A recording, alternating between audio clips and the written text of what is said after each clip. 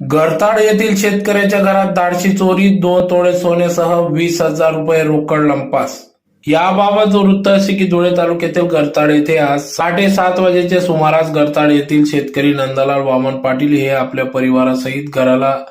कुलूप लावून धाब्यावर झोपले असता चोरट्यांनी पहाटे 7 वाजेच्या सुमारास चोरी झाल्याचे उघड झाले. ज्यात प्रामुख्याने चोरट्यांनी घराची कडी कोंडा तोडून घरात शिरकाव करून कपाट उचलून नरवाड गावाकडे जाणाऱ्या रस्त्यावर 300 ते 400 मीटर उचलून नेले व त्या ठिकाणी कपाट तोडून कपाटातून 20,000 रुपये रोकड व त्याचबरोबर 2 तोळे सोन्यासह, ज्यात प्रामुख्याने कानातले, गळ्यातले असे सोन्याचे दागिन्यांसह 10 ग्रॅम चांदी असा 2 तोळे सोन्यासह चांदी लंपास केला असून तेथून पसार झाले. याबाबत घटनेची माहिती मिळताच मोहाडी पोलीस ठाण्याचे पोलीस पथक घटनास्थळी दाखल